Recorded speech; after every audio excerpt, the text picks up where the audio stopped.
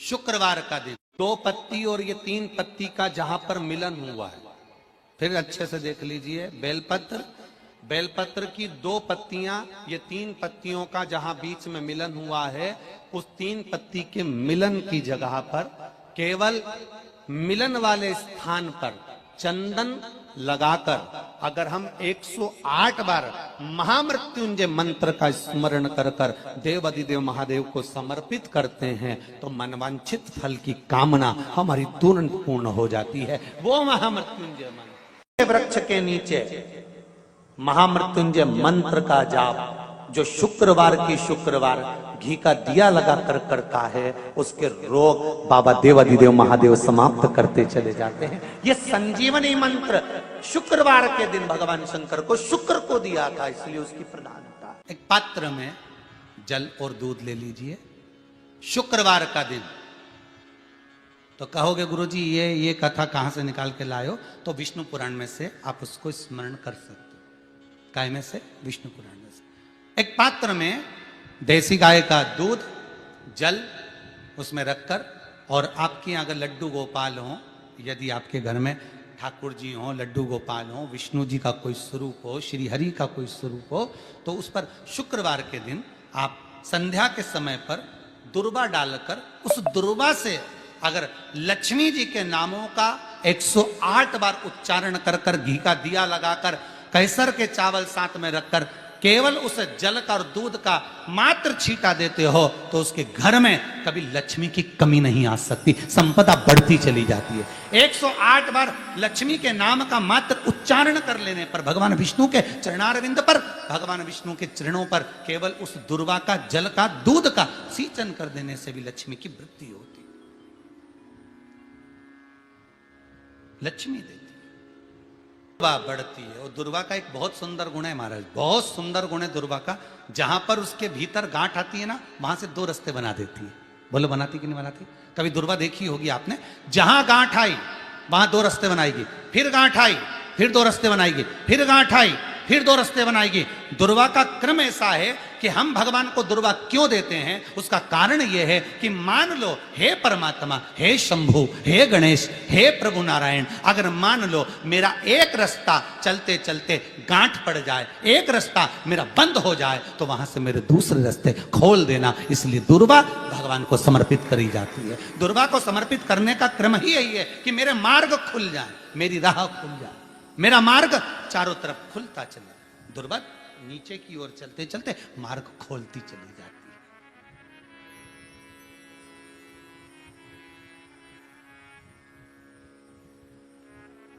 अमृत है ये, इसलिए नष्ट नहीं होती।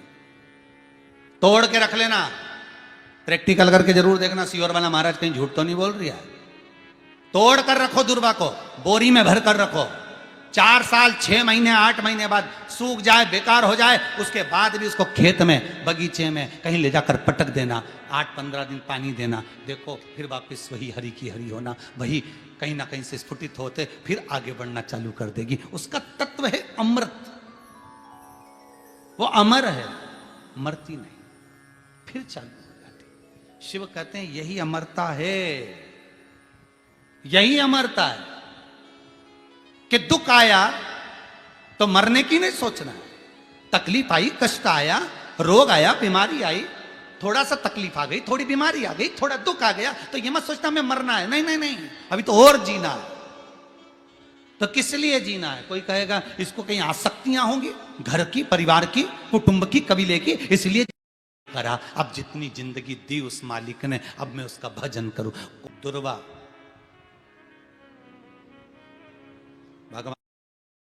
भगवान विष्णु को चढ़े, दुर्वा गणेश जी को चढ़े, दुर्वा शिव जी को चढ़े, दुर्वा ब्रह्मा को चढ़े, दुर्वा इंद्र को चढ़े, दुर्वा पितरों को चढ़े। कितना सुंदर कहा है। जिसके घर में पितृदोष प्रबल होता है, बहुत प्रबल पितृदोष है, तो उसके घर के जहां पानी का मटका रखा था, पितृदोष मालूम है ना? पितृदोष का लक्षण क्या होता है? 1 रुपए कमाओ, 1.25 रुपए खर्च हो, समझ लेना पितृदोष है। रात्रि को सो गए तुम, बड़े चक नींद आ गई तुमको, बहुत प्रेम से सो गए, सोने के 1.5 घंटे या 2 घंटे बाद तुम्हारी नींद खुल जाए और कम से कम आधे घंटे तक तुमको भूख लग रही हो, समझ लेना पितृदोष है। सोकर उठने के बाद में जैसे ही 1-2 घंटे की नींद हो गई और अचानक नींद खुल गई और तुम्हें भूख लग रही है, भूख लग रही है, प्यास लग रही है बहुत तेज, अभी सोए हो 1.5 घंटा ही हुआ, 2 घंटा ही हुआ, भूख लगने लगी, बहुत तेज भूख लग रही है, समझ लेना पितृदोष है। पितृ भूखे हैं, भोजन की याचना कर रहे हैं, खुले 2 घंटे के बाद भूख लगे, उसका भी एक समय बताया है महाराज ब्रह्मवर्ता पुराण के अंतर्गत कि रात्रि को सोने के बाद में 1 घंटे की नींद हो जाए और उसके बाद में 2 घंटे के अंदर वापिस नींद खुल जाए और भूख लगने लगे तो समझ लो पितृ भूखे हैं, भोजन मांग रहे हैं, अन्न मांग रहे हैं, पितृदोष है। बेडशीट के चक्कर में, एक सामान के चक्कर में विवाद हो रहा है तो समझ लो पितृदोष है। 1 रुपया कमाया 1.25 खर्च हो रहा है, पितृदोष है। घर में एक बीमार, दूसरा फिर बीमार हो गया, तीसरा फिर बीमार हो गया, एक ठीक हुआ, एक बीमार हुआ, पितृदोष है। पितृदोष का भाव तो उसके लिए करना क्या है? शिव महापुराण की कथा कहती है सुंदर, गणेश जी का चरित्र वर्णन करता है स्कंद पुराण कहती है, विष्णु पुराण कहती है कि दुर्वा 21 दुर्वा की गांठ बनाकर, 7 गांठ 21 दुर्वा की बनाकर जो अपने पितरों का मटका, मटका मतलब परिंडा, हंडा जो भी पानी का भरते हो, उसके नजदीक में मात्र एक कटोरी में चावल रखकर उसमें अगर दुर्वा रख देता है तो मात्र 5 या 7 दिन में पितृदोष समाप्त होना प्रारंभ हो जाता है। उसके घर में लक्ष्मी की वृद्धि होने लगती है, सुख शांति अपने आप आने लगती है, उसका क्लेश समाप्त हो जाता है। दुर्वा में वो गुण है जो पितृ भी उसका भाग अमृत तत्व प्राप्त करना चाहते। एक कथा आती है बड़ी सुंदर। एक बार माँ जगत जननी जगदम्बा अम्बा माँ पार्वती जी कैलाश पर बैठी थी। भोगरदानी नहीं थे उस समय पर, भगवान शिव भोगरदानी उस समय पर वहां नहीं थे। माँ जगत जननी बैठी हुई थी। एक बूढ़ा ब्राह्मण साधारण सी जिंदगी जीने वाला, बिल्कुल सहजता का जीवन जीने वाला, अपने काम में चलते चलते चलते चलते जा रहा। रोज उसका नियम था भगवान की भक्ति करना, स्मरण करना, जप करना, पाठ करना। शाम का समय था, देख नहीं पाया, ध्यान गया नहीं और मालूम पड़े कि उसके चरण एक खड्डे में गिर गए और खड्डे में पड़ने से उसका पांव टूट गया, शरीर में चोट लग गई। उसके घर के लोगों ने उसको घर में ले जाकर सुला दिया। बहुत दिन तक वो घर में ही पड़ा रहा। घर में जगत जननी जगदम्बा अम्बा माँ पार्वती जी ने देखा कब से पड़ा हुआ है ये, कितने दिन से पड़ा हुआ है, शिव जी को इसका ध्यान नहीं है क्या? कई लोग कहते हैं कि भगवान सुनता नहीं है क्या? कई लोग कहते हैं भगवान क्या देखता नहीं है क्या? हम इतना भजन करते हैं और हमारे एक रिश्तेदार हैं वो हमको तकलीफ देते रहते हैं और इतना फूल रहा फल रहा, हमारे पड़ोसी इतने फल रहे फूल रहे जो भगवान के मंदिर तक नहीं जाते और लोगों को परेशान करके रखा है, उसके बाद भी उसके यहाँ भगवान इतना दिए जा रहा है। क्या भगवान नहीं है क्या? क्या भगवान की आंखें नहीं है क्या? लोग कहते हैं। हम इतना तपस्या करें, भजन करें, कीर्तन करें और दुख भी हमें ही आ रहा है, और वो इतना कष्ट देने के बाद दुनिया के लोगों को चूसे जा रहा है, धन लिए जा रहा है, लिए जा रहा है, लिए जा रहा है, लोगों को कष्ट दिए जा रहा है और उसके बाद भी फल फूल रहा है। क्या भगवान नहीं है क्या? है तो फिर जो इतना दुनिया को कष्ट दे रहा है वो इतना फल फूल क्यों रहा है? उसका कारण आज का नहीं है, पूर्व का है। कोई पिछले जन्म का उसने अच्छा कर्म करा होगा तो आज उसको भगवान ने इतना गाड़ी बंगला सत्ता वैभव जायदाद सब दी, सब पूर्व का करा होगा, आज भोग रहा है। और आज आने के बाद अगर वो बेकार कर्म कर रहा है तो एक जन्म नहीं, ना जाने कितने जन्म भोगेगा। और तू आज अच्छा कर रहा है, दुख मत मना। तूने पूर्व में कोई गलत कर्म करा होगा तो आज तेरे पास में ना थोड़ा धन कम है, वैभव कम है, सत्ता कम है, पर तेरे पास भजन तो ज्यादा है ना।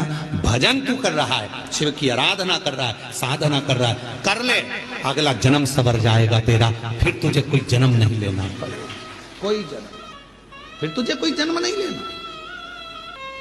पार्वती जी की आंखों में जल भर गया कि कितना साधारण ब्राह्मण है और इतना इतना तप करने वाला, इतना साधना करने वाला, पूजन करने वाला, पांव टूट गया, शरीर टूट गया और पड़ा हुआ है। शिव जी का ध्यान नहीं है क्या? थोड़ी देर बाद भगवान शंकर आ गए, पार्वती जी उनसे रूठ कर बैठ गए। क्यों? क्योंकि भक्तों की दशा नहीं देखी गई, भक्तों की दशा नहीं देखी गई, माता से रूठ कर बैठ गए। शिव जी ने पार्वती जी से कहा, क्या बात है जगत जननी, तुम आज रूठी हुई सी दिखती हो? प्रभु आप इतने बड़े दयालु है, भगवान ने आपको 3-3 नेत्र दिए हैं, उसके बाद एक ब्राह्मण भक्त की दशा नहीं देखी जा रही तुमसे? जो रोज मंदिर जाता था, रोज भजन करता था, उसके पांव में चोट लग गई, कमर टूट गई, पांव टूट गया, वो पड़ा हुआ है पलंग पर, उसकी दशा नहीं देखी जा रही तुमसे? उसके पांव सही नहीं कर सकते, उसकी कमर सही नहीं कर सकते? शिव जी ने कहा, पार्वती कमर और पांव तो मैं एक बेलपत्र दूं उसको और खाएगा और वो ठीक हो जाएगा, पर मैं चाहता हूं कि थोड़ा समय वो पलंग पर पड़ा रहे, थोड़ा समय वो पलंग पर रहे, पलंग पर पड़ा रहे। हाँ, वो तुम्हारे को भज रहा है, तुम्हें जप रहा है, तुम्हारी आराधना कर रहा है, और तुम कह रहे हो उसको पलंग पे पड़े रहने दो। हाँ पार्वती जी, उसको पड़े रहने दो।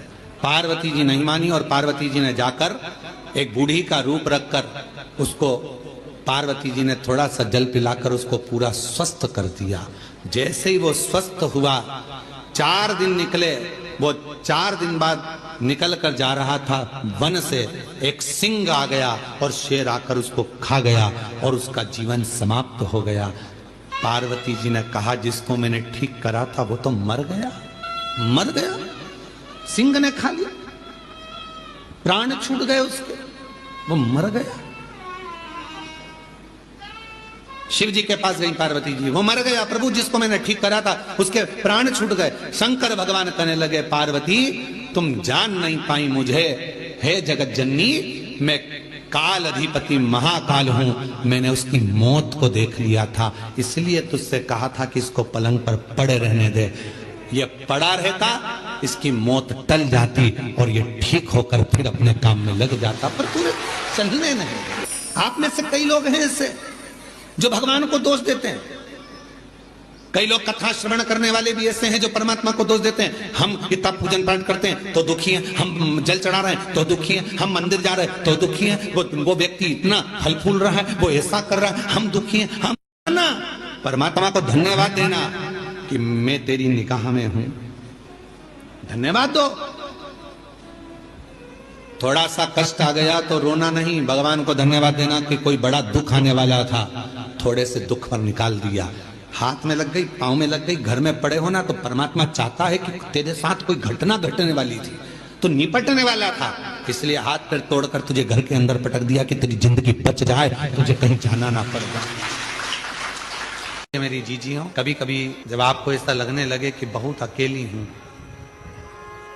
सबने साथ छोड़ दिया, कोई मेरा साथ नहीं देता, परिवार नाते रिश्ते कुटुंब कबीले सब मुझे छोड़ दिए, तब शंकर के मंदिर में जब आप बैठे हो या जल चढ़ा रहे हो, तो वहां की जो रज है, वहां की जो मिट्टी है, वहां का जो कण है, वहां की जो रज है, मिट्टी है, उसको भी अगर अपने मस्तक पर चढ़ाओगे तो निश्चित है उस रज में ना जाने कौन सा शिव भक्त अपने मस्तक पर त्रिपुंड लगाकर आया होगा, शरीर पर भस्म लगाकर आया होगा, वो भस्म की कण जमीन पर गिरी होगी, वो कण जब हमारे शरीर पर लगेगी तो निश्चित है कि तुम्हारा दुख कटेगा जरूर, वो दुख समाप्त जरूर, दुख समाप्त।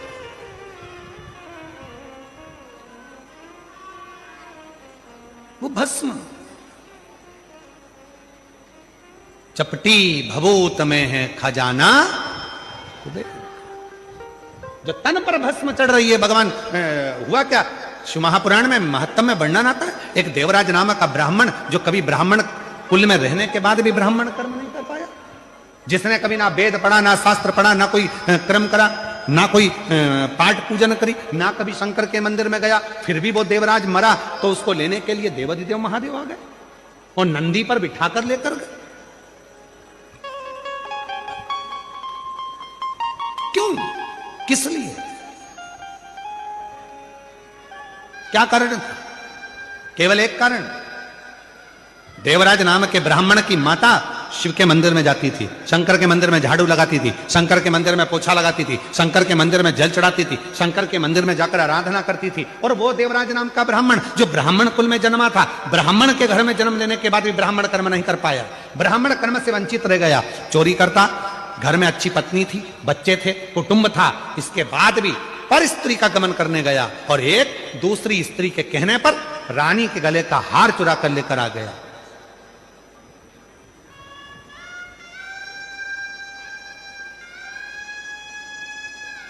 और वो हार जो रानी के गले का चुरा कर लाया, दूध पीछे पड़े, शरीर में ताप पड़ने लगा, बुखार आने लगा, कहां जाऊं? शंकर का एक टूटा सा मंदिर था, शिवालय था, उसमें जाकर छुप कर बैठ गया। दूत ढूंढते रहे, वो शिवालय में बैठा हुआ है और कांप रहा है, और उसी शिवालय में शिव महापुराण की कथा चल रही थी। कथा उसके कानों में पड़ी, जैसे ही महादेव का नाम लिया गया, हर हर महादेव कहा गया, बोलते से देवराज के सिर में दर्द हो रहा था, बाहर निकल गया, बेलपत्र के वृक्ष की छांव में, बेलपत्र के वृक्ष की छांव में उसने अपने प्राणों को त्याग दिए।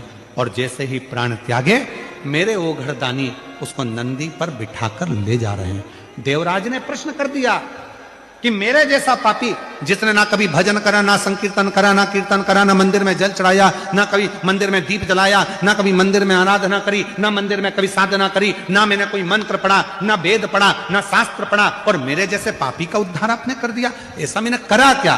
तब भगवान देवाधिदेव महादेव ने डमरू का नाद कर कर कहा, देवराज तूने कुछ नहीं करा, पर तेरी माता मंदिर जाती थी, जल चढ़ाती थी, और जब घर आती थी उसके शरीर में, उसके कपड़ों में, उसके शरीर में मंदिर की मिट्टी, मंदिर की रज, मंदिर का जल उसके शरीर में लग जाता था।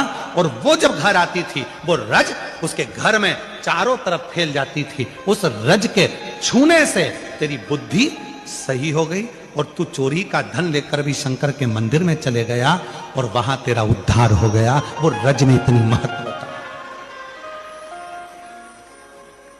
वो रज में इतनी महत्व होता है। वो रज कोई साथे, कोई गमी में गया, दुख में गया, हॉस्पिटल गया तो उसके कपड़ों को धो दिया जाता। और कोई तीर्थ गया, कोई भगवान की अविरल भक्ति करने गया, उसके कपड़ों को धोते नहीं, उसके कपड़ों को तो झड़ाते। पूरे घर के अंदर उसको झटकारा जाता है कि इसके शरीर में जो कण लगा है, इसके शरीर में जो तीर्थ की रज लगी है, वो रज हमारे जीव को, हमको प्राप्त हो। भीड़ में दो चीजें मिलती है, वो आपको भी मालूम है। भीड़ में दो चीजें मिलती है, भीड़ में दो चीजें प्राप्त होती है। कौन कौन सी चीज मिलती है भीड़ में? एक मिलता है धक्का और दूसरा मिलता है धोखा। बोलो बोलो, सही है कि गलत है? भीड़ में, छोटू भाई, भीड़ में दो चीजें मिलती है, एक मिलता है धक्का और दूसरा मिलता है धोखा। निगाह हटी और दुर्घटना घटी। अभी थोड़ी देर के लिए पल्लू नीचे आया था और भीड़ में धक्का लगा और धोखा।